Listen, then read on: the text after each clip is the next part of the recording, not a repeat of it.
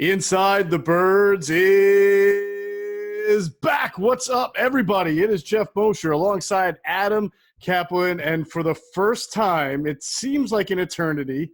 It has been a while because you have to go all the way back to last year. But for the first time this season, Adam and I can do a podcast about an Eagles win. And it didn't look like it was coming for most of the game, Adam, but certainly by the end, you get a big play from Carson Wentz to Travis Fulgham. You get a big play by Alex Singleton. And that's exactly how we thought it would go, right? A big play from Fulgham, an interception return from Alex Singleton, and that's how it was drawn up. You know, it's funny. People are driving into work today, if they're driving or whatever, they're getting up early because they love it. I mean, the numbers we get at 6:15 a.m. Eastern are ridiculous. We'll have like 500 people have already listened within 5 minutes. Pretty funny. I'm one of these because I play tennis 4 days a week. I wake up like today. On Mondays and Wednesdays and Thursdays, I wake up about 5:15 to get ready, and I always look at our traffic. I'm like, man, what are people doing getting up this early? I only do it to play tennis. I wouldn't be getting up that early, but we appreciate your loyalty. Yeah, they want to hear about the Eagles win. That's why. I know. Hang on, I'm getting to that. I'm going to explain this. So, one of the things that Geoff and I have been talking about. Really the last couple of days is how are they going to win this game? And, we mentioned you're getting Miles Sanders more involved. They tried, but I give the Niners credit. They really shut them down. They only dressed 4 receivers. One of them is the guy that we mentioned. If you did not watch our pregame show on Sunday, you missed out. We're the only people who had any information on Travis Fulgham. The only reason why I had information is because I went to training camp. And I would watch. I mean, I knew who he was. He was drafted by the Lions, I think, a 6th-round pick out of Old Dominion. And this kid kept making plays. And I noticed him in the red zone. They couldn't stop him because he's long. He's just under 6'3" and super athletic. And the funny thing is, the 9 route that he ran, well, they had a couple that went right by me in training camp, because of distancing. You can't be too close. Right. But he was within 5 feet. Okay, 6 feet, 7 feet, whatever the hell it was. Because there's a sideline play I saw in training camp. And he used his length. Well, once you know it, the game winner was a similar play, and they're onto something with the kid. His first catch, Geoff, was beautiful. The 15-yarder, great route. So, Look, the kid was a basketball player in high school. I'm told only one team recruited him. That's Old Dominion. I didn't even know they had a football team until the Eagles had him. So, you know what? Look, sometimes contributions come from places you don't expect, but it happened on Sunday night. Yeah, we saw that a little bit last year in December. Contributions coming from places you didn't expect. A guy like a Josh Perkins or a Deontay Burnett or, it's just a couple – or even last year was really where we saw Greg Ward for the first time start to contribute. And that's how this game to me felt. It was a lot of nickel. It was a lot of dime. And I don't mean in defensive packages. I mean in the way they were moving the ball down the field. And I've said this on the podcast a couple of times already, and I think tonight proved to be true. Because Carson Wentz wasn't perfect, but I've said Carson Wentz can struggle a little bit and can do what he do, and the Eagles can win some games, not all, some games, if he struggles but doesn't turn the ball over like he's been doing. He turned the ball over once. It was early. And then from then on, I thought he was smarter with the ball. He ran when the opportunity presented. He threw the ball away when the opportunity presented, didn't put the ball in the opponent's hands. And then the Eagles themselves finally came up with a few takeaways, some key ones especially. So when you win the turnover battle and your quarterback doesn't make egregious mistakes, you have a chance to win. They can't win like this week after week after week because they're not playing Washington and the Giants like they were in December last year, all the bad teams. It's going to take a lot. But for 1 week, right, the defense played a lot better as far as being opportunistic. Carson Wentz played better, and you got the magical play from Travis Fulgham. I mean, that's what it took. That's what it was. Yeah, Fulgham is – look, they had to have him, okay? This is where the Eagles are. It's so reminiscent of the final quarter of last season. Richard Rodgers, for goodness sake, he had a couple of nice catches. Travis Fulgham, who we mentioned. Greg Ward showed up in the first half big time, and then I don't know what happened in the second half. He just didn't get the football. John Hightower had a couple key catches. Adrian Killins did have a catch. He had to play on Sunday night. They used him as a receiver, which we told people in the open when we had our news segment, we kind of, we gave everything we had heard from our sources. And Killins was a guy that was playing slot receiver in training camp, in addition to being a running back. So they tried everything they could. They tried the Jalen Hurts package. We told you 5 months ago what was coming. He would not just be a quarterback. He would be a gimmick player. Can't say it's really done a whole lot for them, but he's been using him. Yeah. Yeah. And no, the one run was really nice. But then he fumbled again, and that put him amazingly. The next play, Carson Wentz completes that 3rd and long, or was that the touchdown to Fulgham after that? I think it was. Yeah, actually, they were going to have a double pass between Hurts and Wentz, but well defended. Yeah, got blown up. But look, here's what I'll say about the coaches. Though I didn't love all the play calling, you and I have been pretty critical. So is Greg Cosell and Trey Thomas, and all of us on the pregame show. I thought they did a better job on Sunday night. It wasn't perfect. I have to read the transcript of Peterson after the game. I'm hoping that he was asked about it. For the life of me, why is Miles Sanders not in on the final series? Why was Boston Scott and Clement getting the ball? I was wondering if fatigue was going to be the key word or buzzword in the press conference. Well, I mean, you have to imagine, why wouldn't he be out there? Because that's normally his time to get the ball. All right, so it was pretty clear to me, like by the 3rd quarter, or even earlier than that Doug Peterson, Carson Wentz, Doug was very honest about what he was going to do earlier in the week. He said he was going to do some hurry up, some tempo, which he did. He was going to do a lot of quick game, get the ball out of RPOs, brother. Hand. There were a few in there. There were. Yeah, they worked. They worked. Yeah.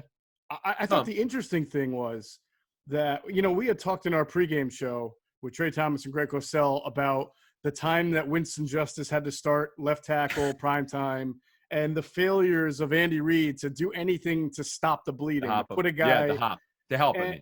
Yeah. And I noticed that right from the start, Doug. It's not like Doug had a tight end on Jordan Mailata's side. It wasn't a whole lot of chipping, but the game plan itself alleviated the pressure from the offensive line. The game plan itself on 1st and 2nd down was to roll Carson Wentz out and get him out of the pocket as much as possible, and it did help. It did work a little bit, but you'll notice on 3rd down, when you have to win inside the pocket, the Eagles were bad for most of the game on 3rd down. And that's why they were losing. And then all of a sudden, the 3rd and forever pass to Travis Fulgham kind of just changes the complexion of the game, and they wind up escaping with a win. But for the most part, 1st and 2nd down, they nickel and dimed and got Carson out of the pocket. 3rd down was a real struggle for them. I think they were only 4 of 11 or 4 of 12. Well, you know why? Because they covered Ertz like a blanket. He had nowhere to go. Right. It makes it a lot easier when you don't have speed down the field. When you can't get anyone open downfield except for Travis Fulgham, it makes it so much easier to cover him. Without Jackson, D-Jax, and Hightower, I did play some X. Greg Cosell was right. He was probably the default X because you have nobody else, and he was. Mm-hmm. But look, you need someone to get downfield. Their passing game is so compressed. It's exactly like last year down the stretch. But this Fulgham was a lifesaver. I mean, it's just one of those things. Does Fulgham save their season? I would say yes. You know why? I was all ready to say that, had they lost this game, no chance to get in the playoffs, even with 7 teams getting in. But I give him credit. This is just a heart-fought win. Wentz was not perfect. He made mistakes. He missed Sanders. I mean, early in the flat, okay, he missed him twice. Also for another play, which would have been really good. Wentz's inaccuracy is just maddening because you saw the one that was thrown to Sanders' shoe tops. Yeah, that was tough. You got the play. He's good. You got Sanders going forward. Hit him. He's open. It's a flick. Right. I just don't understand it, but it is what it is. Mm-hmm. This is where he's at in his career.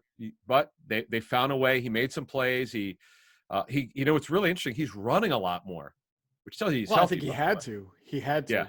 Yeah. Like you'll notice. Bottom line. Yeah, you'll notice that the Niners' whole defensive attack was, we're going to let them nickel and dime us on 1st and 2nd down. They were decent against the run, not great. But on 3rd down, they blitzed like crazy. And they don't normally blitz, but they saw, they have to because they're without some of their better pass rushers, right? Like Bosa. Yeah. And B, when you have an offensive line that's starting Mailata and you have Jack Driscoll out there with Lane being in and out, you should blitz the Eagles. And they brought a lot of pressure on 3rd down.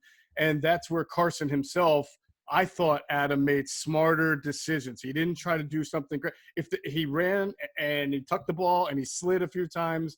I think this game I can count. Dove one. Yeah. Yeah, and he dove it. This game, I feel like I can count and recite the 3 or 4. You mentioned the pass to Miles Sanders wasn't good. He missed Richard Rodgers on the sideline because he kind of lofted the ball. What? Oh, right. I know. Well, hey, they scored a touchdown on that drive anyway because he had the I know, option. but man, this is the Carson Wentz we have now, and this is what you have here. You just have a quarterback that's struggling, but they found a way to win. He made some good throws, definitely did. Boy, they looked really good early. I'm sorry. Yeah, I thought this game his sales, his bad inaccurate throws were limited compared to the first 3 weeks. I thought this game. Again, you can probably they're entrenched in your memory. Miles Sanders, Richard Rodgers. I think there was one to Ward that was a little low, but aside from that, on the quick stuff, I thought he was a lot better. He'd made a little side armor to Boston Scott, a nice completion there. I just thought in general he seemed more in control of the offense, and certainly with the running, as you mentioned. He bailed them out. He put the offense on his back and had to run at times. Yeah, look, there's some encouragement. He is getting slightly better. He's just nowhere near where he needs to be. You don't need the 17 Carson Wentz. Okay, that's not what you need. You'd love to get that. You just need a guy, as you were saying earlier, that's not turning it over. That's way more accurate. Right. He also he made one bad decision which should have been picked off. It might have been in the third quarter. Yep. But overall, it was an okay performance from him. He needs to get much better. And again, it has nothing to do with the fact that he doesn't have these other players. It's just the accuracy. Now, in terms of making it easier for him, if you have Deshaun Jackson, the Niners are going to have to back off. It was compressed again. They did a good job. I'll give the Niners credit. They did a great job against Sanders. They did a great job against him. Right. Phenomenal job. The longest run Miles Sanders had was 9 yards. They did a phenomenal job. That was the best job of the 4 teams they played by far was this game. I kind of expected that. They have very good linebackers, fast, athletic guys with Warner and Quan Alexander, is it? Correct. Right? Yep. He's really good. And I think their defensive line, even with the guys that they missed, like a guy like Kerry Hyder, they mentioned him on the. I remember him from Dallas. He just plays tough wherever he is. Chicago, Dallas. I mean, he's a good player. Detroit. Yeah. well, the D-line coach. Right. Chris Kusarek, the D-line coach of the Niners, had him in Detroit, so that's why he's there. Mm-hmm. Look, this game, it's one of those games, though, right? So it's like third quarter, I'm like, the Eagles might be on the ropes here. This is not looking good. Right. They're listless on offense. This is not good, man. That we might. And then the flurry of big plays happened. Mm-hmm. You're like, I was kind of like, wow, what the hell just happened the last 5 minutes? the Fulgham catch and then the interception return for a touchdown. I'm like, okay. I don't know how they did it. I've seen this before from this team. And by the way, we'll get to the defense in a second. Actually, we might as well transition to it. The D-line took over. And I'd said this before on our show. The D-line is going to have some games where they're going to have to win it for them. This is a game where they did it.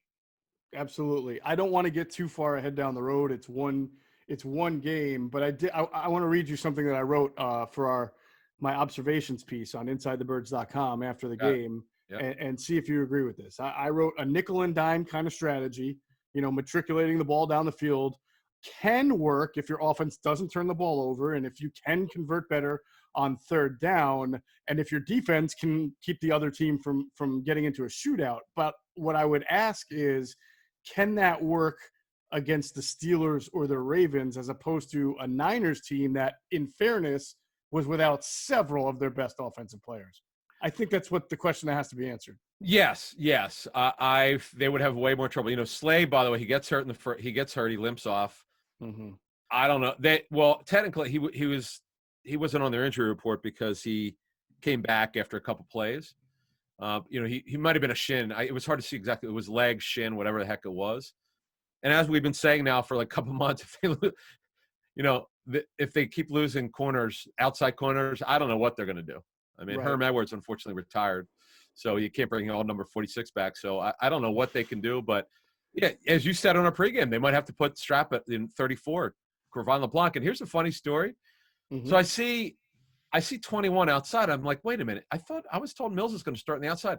I didn't know Mills changed his number from 31 to 21. I was like, who the hell's 21? Yes. Yeah, I was like, that was weird. Yeah, I wasn't aware of that. So, Makes him look faster when he wears 21. yeah, right. You're right. He's wearing the shield too. Look. Here's the deal. They pounded Nick Mullins. I mean, they pounded him to a pulp. He got actually pulled. Yeah. Geoff, they hit the quarterback 15 times. Do you know who had the game of his life? Well, let's see. Jannard Avery had a pretty good game. Malik Yeah, Jackson it would be had a good he. game. Jeff. Yeah. He had 5 quarterback hits. 5. That's amazing. Well, you see what they did with him? Yeah, I mean, they stood him up and Stood him they up. used him the way you should use a guy like that. That's the way that Matt Burke should have done it. Absolutely Right. should have done it. You're absolutely right. That's exactly the way that they should have done it. That is called coaching. Right. Your job is to figure out a way to use these guys correctly. And he had not done it, quite frankly. That's on Matt Burke to not stand him up before this.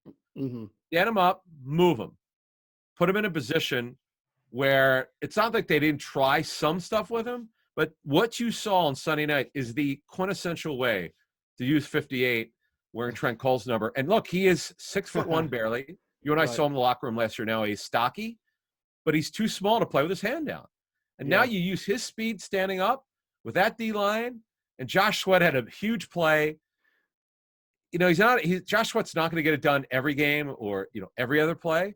Mm-hmm. But the guy seems to make a play a game, and their D-line, Geoff, it really showed up. Yeah, we're going to talk about that because I had some interesting observations, but I just want to finish it off on offense. And I think, Adam, if someone would have told you that the Eagles were going to go ahead and play this game on the winless Eagles were going to go to San Francisco, play this game against the defending NFC champs, and Miles Sanders is going to be held under 50 yards, and Zach Ertz is going to catch 4 passes for 9 yards. They're not winning. Not only are they not winning, right? You think they're going to get their asses kicked. Yeah. I know. It's so funny. You and I are now combined 0 for 8 picking against the Eagles. Yeah, I mean, this is a crazy. It's like, I think we give some pretty good analysis on how the game's going to go, the matchup. But it's amazing how on any given Sunday, as they say, things change. Maybe it'll spark them despite all the injuries. And we did say that I thought they had a puncher's chance to win just because they needed to get away. I thought Ron Jaworski made a good point on a show with me last Wednesday because I asked him point blank. I said, Jaws, is it sometimes good to get away when you're really struggling? He goes, absolutely. You rally together. You stay in the same hotel. You're flying together. You just figure out a way, and it's great camaraderie. Right. And you saw that. The energy, this is a team that had not brought the energy the first 3 games, Geoff. They needed to bring it, and they had it. And, look, there are ebbs and flows in every game. As I was saying earlier here, there were some parts of the game where I'm like, wow, this doesn't look good. I think the Eagles are in trouble here. And then they found a way to get it done. And, whether this could carry over, the offense, Fulgham obviously now has got a target on his back because now teams have seen this tape. He's out there. You're going to run him on a deep post or a 9 route because the kid can run. Mm-hmm. I don't know if Deshaun's playing next week. I'm told he has a grade 1 hamstring strain. I'm told it's a 1 to 2 week injury. He was not close to playing, despite all the reports were out there. I was told it was not. None of them were correct. He was just basically nursing it, getting treatment and trying to get him ready to go next week. We'll see if he can go, but they're still offensively challenged, Geoff. They had 8 points through what? Almost 3 quarters. Yes. 11, I think, right now. Yeah. It was 8. Well, let's put it this way. They had 8 points at halftime. They had 8 points in the first quarter. Yeah. And things were really at a standstill. As we said earlier, the Niners shut down Miles Sanders. I give him credit. And they just, you mentioned Ertz, just they either doubled him or bracketed him, and he just couldn't get open. Mm-hmm. And as you correctly said, and so true, it's probably like if you put this on a bulletin board, how the hell are they going to score? That's really where it was.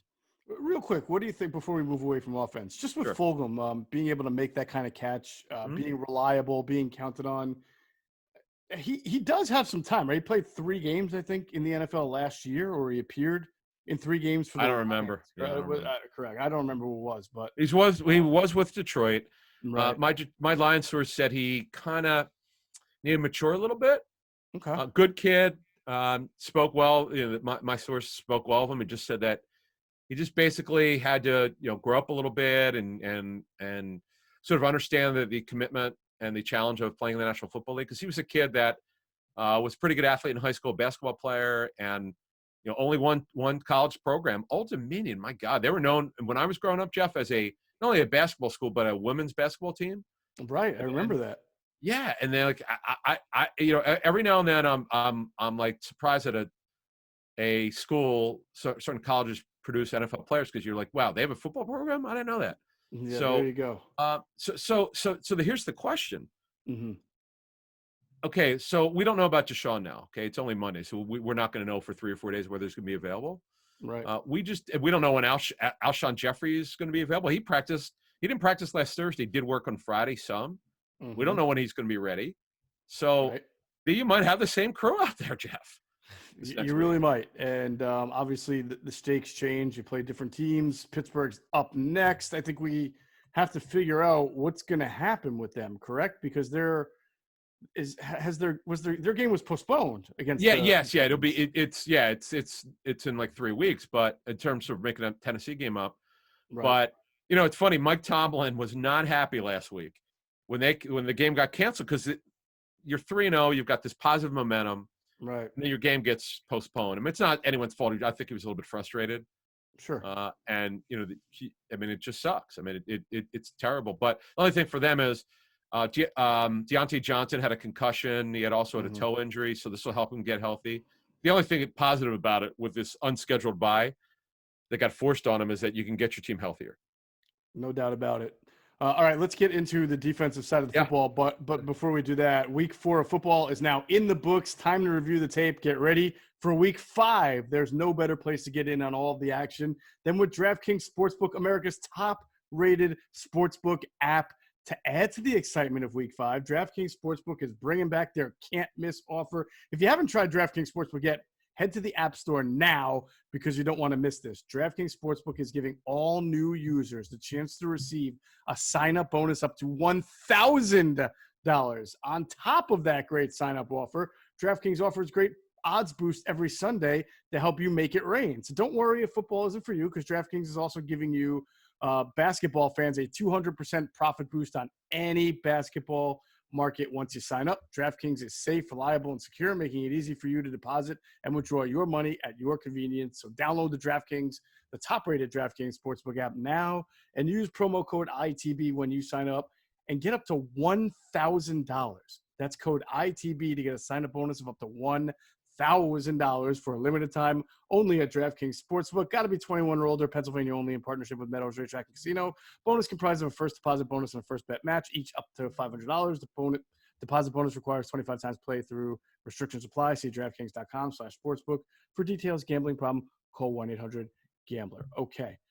Defense. Man, you know what? I was not encouraged early on. We saw George Kittle. Oh, my God. I mean, really abuse, and not just Kittle, right? But even the design, the run action. Well, first of all, before I even get to Kittle, all right? So wide open. Second play of the game should have been a touchdown. It was to Kyle Juszczyk, who I believe I mentioned. Yeah, Juszczyk, yes. Juszczyk, who I mentioned in the podcast as a guy who might be sneaky worried about. And Cosell mentioned him on a pregame show. Greg said that was one guy who he said he wouldn't get a lot of targets, but it's a guy that gets open, and you saw it. I don't know if it would have been a touchdown because you're asking a fullback, though he's an athletic fullback. I met Kyle at the Senior Bowl. He's about 6'1.5". He played tight end at Harvard, but he's too short. Right. He's the highest paid a fullback in NFL history, over $5 million a year. And he was open, man. I mean, the kid Mullins missed him, and Mullins was terrible. It was reminiscent of Carson missing Miles Sanders last week against Cincinnati. Similar, but it was right? Beautifully. Yeah. No, I was just going to say it. I think it might have gone 40 yards to think he was going to score. I don't know about that. Maybe not, but he would have had a lot. I mean, he had big play. Miles of green in front of him. Yeah. Yeah, you're absolutely right. Big play. Sure. And it was set up in typical Shanahan style. The Eagles are in man as they normally play. It was designed like a run. TJ Edwards comes in to play the run, falls as he realizes Juszczyk is going right past him. And then poor Nate Gary, who's always like kind of having to like be the trail guy when somebody else falls, is not even in the vicinity. And that kind of set the tone, though, because you saw on the second or third possession, right, the first 2 plays were both play actions to Kittle. It was like the same exact play, and he got 25 yards. And then they did the end around to Debo, and that picked up 18. And then 3 plays later, Ayuk gets the screen into the end zone. hurdling Marcus Epps on the way. And I'm sure you and I were thinking the same thing. It's like, here we go. Here we go. Look, Nate Gary is an accident waiting to happen in coverage. He just is. This is all you need to know, folks, about Kittle's impact. He was my player of the game in our pregame show. I thought he'd murder the Eagles. He did. He caught all 15 targets. I mean, are you serious? Like, but not the 2-point conversion. I know. But it was just, he abused them. He embarrassed them. What can I tell you, folks? I mean, a 38-yard catch. He had a touchdown. All 15 for 183. Yeah. You know, Deebo Samuel was limited to how many snaps they were going to have him back, coming back from his broken foot. So the Eagles got a break there. Ayuk's touchdown. I mean, that was just ridiculous. That can't happen. Good play design, but that should have been stopped. Look, these linebackers, I keep saying it. I don't know why more teams don't abuse them like the Niners did.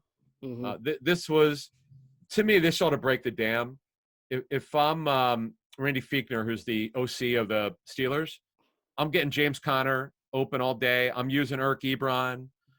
I'm using Vance McDonald. I mean, this is what you do. You attack those linebackers. And the Eagles got absolutely abused at linebackers Sunday night. You know, it's worth considering. If TJ Edwards, who's a good run-stopping linebacker, he doesn't really give you that much in the anything in the playmaking department or in the coverage. But if he's in the game and Alex Singleton is not, does TJ Edwards pick off that pass too? I know it was thrown right to Singleton. I'm not trying to make it sound like Singleton is some great playmaker, but we've seen guys, Nigel Bradham used to drop everything that was in his hands. I don't know what kind of hands TJ Edwards has because he's never actually been around the ball to get an interception like that. And even if he does catch it, does he return it 30 yards? Because then the Niners wound up scoring that touchdown when what's-his-face came in, Beathard came into play. So if the Eagles don't return that pick for a touchdown, who knows how that game ends? And you just wonder, that guy's in because Edwards is out. Yeah, I hear you. No, because he was in the right place. Again, though, Mullins threw it literally right to him. I was saying to a friend of mine who was texting me during the game and wants my opinion, all this stuff. I was like, dude, you could have caught that one. But okay, he was in position. Good. Okay. Right. But Gary's bad. I guess my point is Gary was bad, but that the responsibility of covering George Kittle also fell on Epps, who didn't do a great job. It wasn't okay. That's fair. It wasn't Duke all Riley got abused a few times for the touchdown. Trust me when I don't need to see the coaching tape yet or talk to people who've seen it. The linebackers got taken by Kittle. Just a matter of when he got to the second level, did he get the safety or not? Right. The linebackers got schooled. Not every play. Some of it was on the safeties, but they got handled. McKinnon got them in the pass game a little bit. McKinnon, I'll say this much. The Eagles did a fairly good job against the run. Mm-hmm. The IU plays a specialty play, and so was Deebo Samuel. Right. But look, the defense, I'll tell you what, like I said, second half, you coaches will always tell you it's we got to have it type of play or play after play in the fourth quarter. Schwartz and Burke had to have the D-line dominate or they lose. Period. End of story. It looked a little shaky late. When they're only up by 5, was it 5? I guess they won the game by 5, but 25-20. But the fact of the matter is, Geoff, the D-line showed up. They hit there, and the thing is, they blitz a little bit, but they did it mostly with a 4-man line. And Jernard Avery had his best game as an NFL player. I mean, he was terrific. It's not about getting sacks, folks. It's about making the quarterback get rid of the ball before he wants to. That is what defense is. It's not about getting sacks. It's not quite the way coaches think. Get the guy to get rid of the football first. If you sack him, great. Force him to get rid of the football before he wants to. And sometimes when you do that, you force the guy to make a throw and he doesn't want to make a throw, or an errant throw, which could have been a touchdown. So you saw that in this game.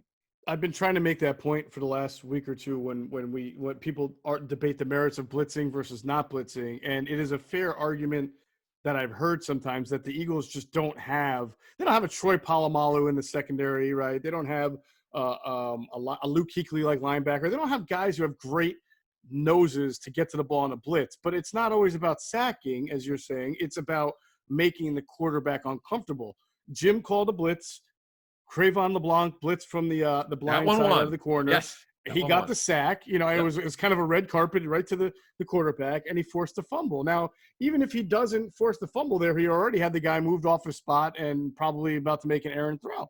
Exactly. So that's why it's okay to blitz, even if you don't have great blitzers, and you still need to do it. Right. Look, the wide nine, the way it was described to me when Jim Washburn came in here, he literally hates it more than like liverwurst. Blitzing, he was totally against it. And I remember asking someone with the Eagles who was there then, and it said to me that he just believes that for it to work, you can't blitz. Your 4-man front must come home. That's why they drafted Fletcher Cox in 2012. You just build this unbelievable front with depth, which they now have. And you know, showed up a little bit. Hargrave. This is the first game where he was impactful. He had some good plays in this game. We'll learn a lot more as the week progresses. But Hassan Ridgeway had a tackle for a loss. He's showing up. And Derek Barnett, did you notice they're standing him up? Why do you think they're standing up? Because my understanding is he's a little bit lighter than he normally would be. He plays somewhere around 250, 255. I think. In fact, I know in camp he was definitely less than that. But you take advantage of his athleticism. He had 2 quarterback hits. He had half a sack. I liked him standing up. This is a new little wrinkle, Geoff. I wonder if we're onto something here with the guy standing up. I like this. Yeah, I mean, I think with Barnett, they have stood him up in the past, Adam. When he was a rookie, they did. I haven't seen it this season. Maybe I'm wrong. I'll ask. I haven't seen it this season. No, this season, no. But they were, as you mentioned, I think they were just trying to get him conditioned and back into it. But I know it worked. As a rookie, he is, yeah. Yeah, and Avery is like shot out of a bleeping cannon. Oh, my God. Well, he brings that speed, right? Yeah, his speed and his lower body strength, like out of I want to call it a track stance. I mean, he is standing up. But his ability to explode, it was just amazing. I look forward to seeing the All-22, and I want to talk to people who are going to see it this week and give me an honest opinion. But they're onto something with him. So this is going to help. Look, when you have a D-line that's this dominant in the fourth quarter, if they could be more consistent throughout a game, they're going to really help the secondary, which is brutal right now. Yeah. They're very lucky that the D-line showed up to win the game for him. And, Schwartz, look, he gave up so much space when C.J. Beathard came in. I mean, it was unbelievable how well – I mean, it's like 10 yards, 15, 10 yards, 15. But they ran out of timeouts, and that the Eagles got bailed out there. Yes, they did. I agree with you on Hargrave. I thought he flashed a lot. I believe he had 3 quarterback hits, which was second to Avery on 5, and then he also had a sack, I believe. He actually had one. Well, he was credited technically a half for sack, right? Right. He was credited for 1 hit, but it seemed like more than that. It was 1 for 3 yards. Was that half sack? But look, they had 5 sacks. What's that? You said Hargrave was credited for 1 quarterback hit? A half, yes. Oh, half a sack. Right. I see what you're saying. And Barnett, right. Barnett and Hargrave were credited for half a sack. But I got you on that, yeah. And I was funny. I would have guessed 11 or 12 hits. They're credited for 15 hits. 15, yeah. Yeah, they the second half, but the Avery was relentless, man. And I know, look, when they made this trade, the trade was not looking good before this game. It was like, going with a 4th-round pick for a guy that you don't even know how to use him. Right. Now that they figured it out, here's what you can do. You could line him up at middle linebacker and have him blitz up the A or B gap because he's so quick. Now you can see there's some things pre-snap you can do with this kid. As much as we've been right about the criticism of Schwartz in terms of what other teams think, he doesn't do a lot pre-snap. He gives you an easy indicator. This is the kind of stuff that with disguise you can do because you have a joker like Avery right now if you want to do it. That's a great point. All right, we've been telling you about PHL Sports Nation. You got to check them out. I'm sure they've got great content today on their website, phlsportsnation.com, enhancing the fan experience with their coverage of all of the Philly teams, the Sixers, Flyers, Eagles, Union, even the Phillies as well. They are enhancing the fan experience with their great coverage. Also, a lot of great podcasts, too. So check out phlsportsnation.com, on Twitter, at phlsportsnation. Let's pause real quick for another word from our great sponsors. All right, Adam, it is definitely time to get into our Manscaped man of the game. I'm not Trey Thomas, so I cannot liven up the crowd like he does. By the way, it was nice having a crowd at the pregame show at Goose Hill Brewery. It was a really good crowd for us. It was really good, great crowd. Goose Island, right? Goose Island Brew House, yeah, in Fishtown. Now I can tell people we had to figure things out. We are now we're simulcast on the big screen for those who come outside. So from here on out, you want to come watch us, our pregame show at the Goose Island Brew House. You come, get a table outside, you're socially distant, and you'll be able to see and hear us on the big screen TV while we do the show from the inside. It's pretty cool. Yeah, it's pretty cool. Good. And special thanks to Lisa Urch, Zach's mom, for showing up. It was good to see her. It was nice to see her stop by. That was great lady. Yeah, great lady. And it was good to see her. And the weather was great. It was like 70 degrees. Mm-hmm. And it was funny because they put it on the big screen and I could hear myself talking. It's like, oh, like I could hear, like you were set. It was funny because I could hear all four of us talk from that. So I had to concentrate on, okay, wait, you're talking to me, but is the screen talking to me? It's kind of funny, but it's good. Again, it's good if you're going because you don't have to worry about being inside with us where our stage is, because you could just watch the whole thing from your chairs. It was packed. I got to tell you one thing before we move on. The food looked incredible. Oh my God. And I'm a vegan. So it was killing me because I see these burgers look so damn good. I wonder if they have an Impossible Burger. I got to ask them because it looked. Well, we're gonna have to stay for the game maybe next week and eat there and watch the game. One of these That'll days. be good. Sure. Yeah, definitely. All right. So who is your Manscaped man of the game? Oh, can't you go first? You're killing me. Well, you want me to go first? All right, I'll go first. Then you're gonna be mad. You're gonna be mad. You're gonna say, "Oh man, you just took my guy." See if you still go ahead. I'm gonna take Travis Fulgham. I mean, I don't know how I could take anybody else. He's got to be one. It wasn't like a layup pass. I mean, the guy had to catch it over his shoulder while he's jumping, keep his feet in bounds, and without that play, I'm not sure the Eagles win. He is my man. He is my man. He's one, and 1A is Jannard Avery. All right, and also, Avery. Coach of the game, Matt Burke. Great job, and obviously Schwartz has to the way that they used him. Sure. Good job, Matt Burke, the bearded wonder. I don't know the guy. I've never met him, but I've talked to coaches who've worked with him in other spots in Detroit and Buffalo.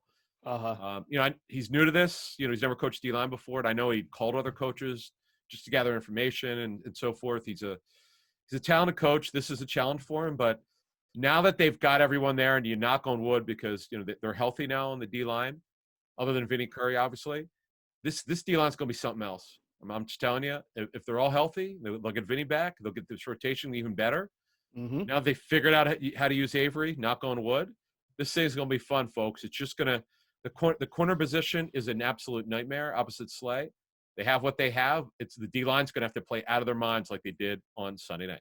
Yeah, I agree with you. I think in order for this defense to function and keep and kind of help compensate for an offense that we have no idea when their explosive playmakers back, they're going to have to dominate the line of scrimmage. And I do think that Hargrave and Barnett getting healthier by the week has made a big difference. You started to see it last week against the Bengals. I mean, they were all over Burrow, and they were really good in overtime. I mean, they were supplying the pressure, and then they were able to carry that relentless. Over. So, yes, you're right. They got a really good offensive line on tap.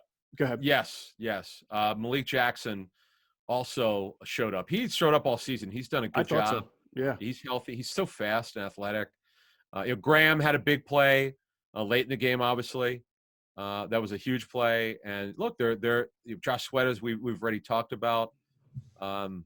Secondary.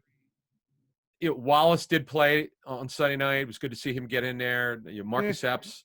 Marcus Epps had too many tackles. He had 7 combined. That's not what you want from him. Right. Mills playing outside corner. They're going to have to live with it, Geoff. I don't know when Trevor Williams is coming back. I don't know when Maddox is coming back. They just I don't know why in the hell they won't sign a veteran outside corner that started games. I know Tremaine Johnson's been a train wreck the last couple of years. I'll tell you why. Good. 2 words. Orlando Scandrick. Scarred from the Orlando Scandrick incident. But I'm just messing around. But I do think, look, there a lot of the criticisms of bringing in Scandrick. Not only was he a Cowboy at heart, but that you brought a guy into your locker room as a veteran. You didn't really know a lot about him. He was chirpy. He said all that stuff about Malcolm, and it didn't go over well. So I'm guessing Howie's a little bit tentative on who he's going to bring into it. And I don't know how many veterans are out there, to be honest with you. Yeah, look, I mentioned Tremaine Johnson, who was just with the Panthers. Yeah, but isn't that a point? Like, he's kind of a guy who's been known to be, kind of polarizing in the locker room. And I don't know if they want Tremaine Johnson. Wasn't he with the Jets? He was not with the Jets last year? Yeah, but he just didn't play well. Talking to the Jets, he was awful. Yeah, I thought he had a few outspoken moments there. I don't know, but he's not. He let's put it this way: they're in dire straits at corner. Before we get out of here, Geoff, Uh-huh. for them to have any chance at getting one of the wild cards, obviously there's an extra one this year. There's 7 playoff teams instead of 6. They're going to have to get some corners in here, man. The D line's great. They don't got linebackers. It would be nice. People have asked about Nigel Bradham. I've not heard his name, according to people I've spoken with. He ain't coming back. Yeah. So you have what you have. It's ugly. It's hard to watch sometimes. The Sunday night game this past Sunday night's game was one where you saw it all. You saw it all on display. Yeah, if you certainly did. Yeah, you got everything good, bad, and the there, ugly. and yeah. So that you have what you have, but the D line is going to have to be the story every game. All right. So your Manscaped man was Jannard Avery. My Manscaped man of the game again was Travis Fulgham. Remember, our friends at Manscaped are here to save you guys from a Fletcher Cox style hit. So you got to stay clean and take care of yourself where it matters most. That is why Manscaped came up with a surefire touchdown with the best tools for your family jewels. Okay, Manscaped's here with the electric trimmer that they've redesigned. Their engineering team spent 18 months trying to perfect what they call the greatest ball hair trimmer ever created, and they just released it. It's called the new and improved Lawnmower 3.0. It's simply the best hygiene tool for the modern man. Because of its ceramic blade and skin-safe technology, your snags are greatly reduced, and their Perfect Package 3.0 comes with the new and improved Lawnmower waterproof cordless body trimmer, the performance boxer briefs, and a travel bag for you to use when you're done quarantining, whenever that is going to be. The Perfect Package 3.0 also comes with the Crop Preserver, the Crop Reviver. One of them is a anti-chafing ball deodorant, which ensures that you don't get sticky on your legs. And the Reviver is the spray-on toner for your balls, of course. And it's made with soothing aloe and witch hazel extracts that will give you a nice little boost down below. So get 20% off and free shipping. Use the code ITB at manscaped.com. Take advantage of this limited time offer from Manscaped's Pro Bowl lineup and try it yourself. That's 20% off and free shipping with the code ITB at manscaped.com. 20% off free shipping. Use that code ITB. And by the way, they also make, nose hair and ear hair stuff too. So it's not just all below the belt stuff. You can find a lot of value in just having some extra hairs trimmed off your nose and your ears. Let's put a bow on this game, Adam. It's an ugly game. It's a win. Amazingly, it puts them in first place. Do you get this kind of feeling? I know it's hysterical. It really is hysterical. But do you get the kind of feeling that the Eagles could lose like 2 of their next 4 or 5, but they're just never really going to be out of it? Like, you know what? Okay, the Giants are done. They're just abominable without Saquon Barkley. Their left tackle situation is not very good. Yeah. They're an awful football team. They are competitive defensively, but their offense is it's a shame. It's awful. Dallas' defense is not even competitive. It's all the money they've spent. They don't get the Mike Nolan scheme. They're just not executing. They've been terrible. Their offense is phenomenal. Dallas is probably going to win the division. But the Eagles are in first place. They can't stop anybody, though. I know. You just said it. They can't stop anybody. Those good, yeah, but you know what? They're going to score a ton against the Eagles. It's just a matter of who the Eagles have who could cover anybody. Right. Washington's terrible. But, I laughed. I remember talking to a couple of teams that sold Eagles tape week 1 against Washington and said, man, Washington's really bad offensively, really bad. Yeah. And they are really bad offensively. Since then, they're terrible. Mm-hmm. Yeah, you're probably right. Though, hey, I think because the division is hot garbage, probably 7 wins will win it. That's unbelievable. Yeah, I know. But now, again, I say 7 wins. That's if we finish the season. We'll see if we're going to, we'll see what happens. But look, a win is a win. It's a great win for the Eagles. They found a way. Yeah.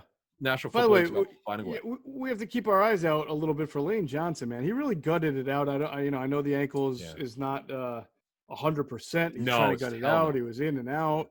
I thought he did a nice job there, but the more you do that, though, sometimes you run the risk of aggravating it, and it's swollen. So we'll have to see. I just don't know how many. Like, we're only at week 4. I don't know how many more injuries this team can withstand. I don't know.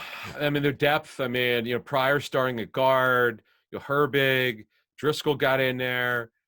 They don't have anybody else. Mailata's. We'll have more intel on Mailata, how he looked. But the good thing is, other than the really bad penalty on him when it was 3rd and 1, which took him out of the ability to score there and to move the ball.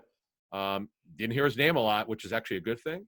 Yeah. So we'll find out. But look, it's a big week coming up. They got a real tough game coming up. Actually, the next two are really difficult. I mean, they should win either of these two, but look, everybody gets paid. You never know, and we'll see what happens. All right. Well, we'll have it all covered. Wednesday, we'll have our standard tape breakdown podcast, 6 a.m. Friday, we'll have our preview of the Steelers game, assuming everything's on and hunky-dory. So Tuesday, look out for Tales from the Blind Side, the great show that we've been putting on our platform. It's got Trey Thomas, Todd Harrimans, and Jamal Jacksons. I'm sure they're going to have some very interesting things to say about this game. And, of course, Thursday, we've got Grillin' the Birds with Derek Gunner, and Trey Thomas. So a lot of great content from Inside the Birds this week coming up. And, of course, InsideTheBirds.com will have some stories and some all-22 breakdowns from myself, Andrew DeCecco, and we will keep everybody informed as the week goes on.